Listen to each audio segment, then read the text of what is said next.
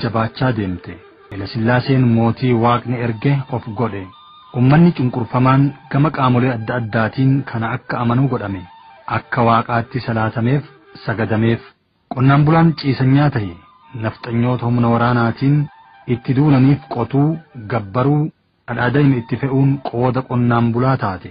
Nafxanyaan ifaajee malee callaa saffarate. Qonnaan bulaan hiyyeessi waan qotee galchu keessaa harka 100 harka 75 warra dachii isaa fudhateef gabbara ture.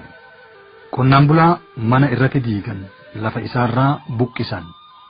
Aadaan ummata Oromoo afaan Oromoo akka hin mul'anne akka hin guddanne godhe. Akka irraanfatamu akka jibbamu irratti duulan. Bara mootummaa Haile Sillaasee lafa Oromoo maqaa jijjiiranii maqaa biroo itti moggaasan. Fakkeenyaaf magaalaan Adaamaa Naazireet, Bishooftuun Dabrazayit kan jedhamanii fi lafti birootis maqaan Oromootiin akka hin waamamne barasan jijjiiraman. Iddoowwan amantii kanneen akka Irreessaa, Jaarmayni Qaalluu kanneen tokkummaa Oromoo cimsan bara Haile Sillaasee irratti duulanii akka laafan akka dhabaman godhaman. Maqaa namaa fi lafaa maleeyyuu bineensota daggalaatu maqaa jijjiiranii maqaa isaaniitiin waamachuutti ka'an. Bineensa bosonaa kan Oromoon borofa jedhee waamatu Yemenilik Dikkulaa jedhanii moggaafatan. Imaammata biyya takkaa afaan tokko amantii tokko jedhu baafatanii sabaa fi sablammoota Itoophiyaa cunqurseera sirni dabre.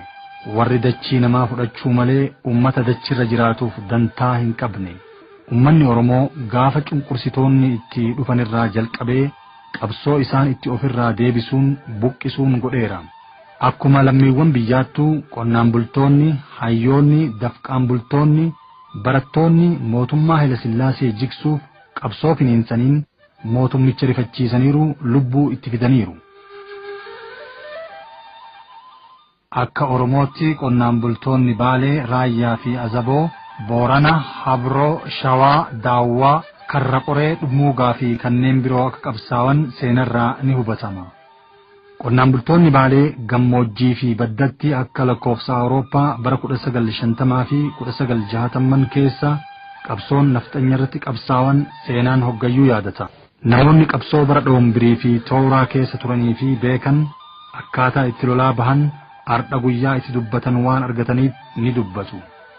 Qonnaan bultoonni Baalee dirree lolaa adda addaa irratti waraana mootummaa Haile Sillaaseetiin wal waraananiiru. Oborsoo, Madda Walaabuu, Dayyuu, Cirrii, Angeettuu, Haranna, Dalloo, Malkaa Amaanaa, Bulluq, Gindhiir, Gololcha, Sawweenaa fi iddoowwan biroo hedduutti Jeneraal Waaqoo Guutuu, Koloneel Huseen Bunee Daraaraa, Koloneel Aliyyii Cirrii fi qabsaa'onni hedduun qawwee looniin bitatanii yookaan biyya Soomaaleetii fudhatanii mootummaa isaan miidhe mootummaa Haile Sillaaseetiin lolaniiru.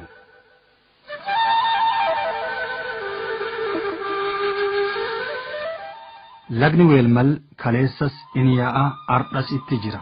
Aanaalee Harannaa Bulluq, Madda Walaabuu, Dalloo Bunaa keessa. Loon hardha bishaan kana dhugan ilmaan hardha Weelmal daakan kaleessa dhorgamaniiru. Maqaa shiftaa miinee of jalatti deebifna jedhuun. Laga Weelmal gamaan ateeraa qabataniiru loltoonni Oromoo nafxanyaaf bitamuu didan. Gamana humnoonni mootummaa Haile Sillaasee dhufaniiru. Lolli gamaa fi gamanatti gaafa lola Dhoombir. Bara 1950 keessa lolli guyyoota 3 itti oole akka kanneen abbootiin isaanii lola san keessa jiran himanii fi booda ammoo gaafa Tooraa ofiifuu lolan himanitti namni hedduun dhume kuunnen rasaasni harkaa dhumeera. Ijoollee Baalee keessaa Abdullaahii Aadanii fi namni tokko kan maqaan isaa ammaaf hin beekamin odaa kana jalaa waraana Haile Sillaaseetiin lolan. Lola sanirratti gootichi Abdullaahii Aadan waraana mootummaa keessaa 32 akka gate dubbatama. Waahilli Abdullaahii Aadan dhawamee lagni Weelmal tarateen jedhan. Waraanni nafxanyaa jechuudha duubaan marfatanii jara lamaan bakkatti fixan. Akkuma san ittuma fixan tokko reeffa isaa rasaasan ittuma rukutame bishaan bu'e. Awwaalchi Abdullaahii Aadan laga Weelmal gubbaa tana jedhan dargaggeeyyiin kaleessaa. Falmattoonni kaleessaa maanguddoonni hardhaa. Malkaan Amaanaa lafa seenaa tahuu Dallootti Madda Walaabuutti namuyyuu hima. Lafa diinni Oromoo hedduun itti cicce.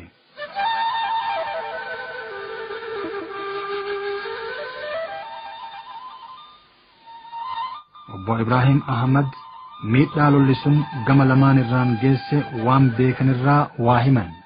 Manni Oromoo lola doombiriin duraayyuu illolee doombiri irra dhufee illole akka gaarii lole walaabuu keessatti wala abaadii lolee Rooppilaan biyyatee Haayile Sillaasee Rooppilaa 12 itti ajajee ummata keenya agartee sa'aaf nama Rooppilaan kaan dura deemu kaan duubadhoo kaan dura marsu hakuun fixuma tariyasa Rooppilaan ji'a sadi mulu harka kenna jirbe doombiri waggaa 7 lole doombiri waggaa 7 ka lole san kasilaa in kaane ka am gizee san toohatee agarteeti doombiri ummata keenya ummata nafxanyaa balleessee aynata waraana xoorii itti fidet miilan dadhabnaan Roopilaa itti fide.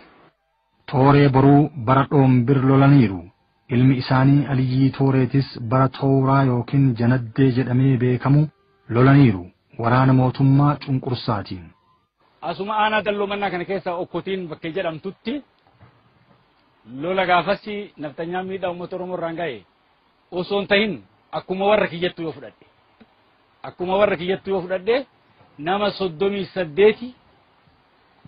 nama 38 akkuma warra kiyyattu asoo akka saba Oromootti hin tahin lafeen isaanii hagamman kana eela okkotiin gubbaa jirti.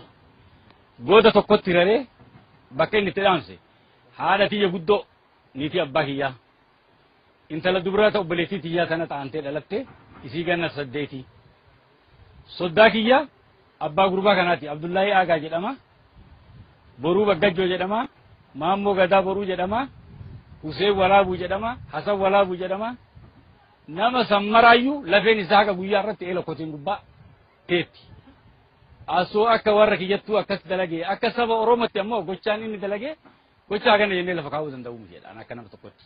Obbo Aliyyii Bonayyaa Sulee re'ee gurgurachuuf magaalaa Dalloo Bunaa bahe guyyaa adiin qabanii saaman morma isaallee muran. Kataba manna dhaqan arme tana kaane achi nu qaban re'een nu qabnaani re'ee qabaa deemanii shiftaa geessanii nuun jedhan lakki nu shiftaa miti in horannaayin arme tana qabanii re'ee hiikanii ka'an nuun jedhan yaaduuf kaan giziba tana namni uri qawweettu baqaisanii arma kee dhabanii garagalchan an bakkattan mana xawoon ol baqadha jedhee mana baanka an bahuu dhoowwaanii beerri katamaa baanka namarsiti ani farraa didee dhoo armaachuwaaf siiganii armee kana na qabe adaan eegga armee kana qabanilleen arman qabe gizeen armee kana qabe birrii kiisha kee jitu kana irraa haftee jedhu kana kutatee tare fayyaaleetin ta'e tarraan armaa infidawwa nama lama migira fuudhanii gichaa wayiniidhaan akkama gammada gahangee fa'aniidhaan kana fidanii hidhaa kana gabboonte isaadhaan an humna haganarra qabaa kanan achi dhoowwet karachi xifirraa dhoowwe karachi madhoowwe kanachi madhoowwe haga akkanuma godhu wa amma maal godhan billaa toorisaa taate achi natti as fiige fuula duubaa waan leelan qabne fata waraanni kabidhaa duubaan na jira hagganumaan armarraan olumarraan dirgimee gasaan jennu godhan kabidhaallee waraananii armee tana mormeedha kaan caccabsanii kaan ajjeesanii artiidhaan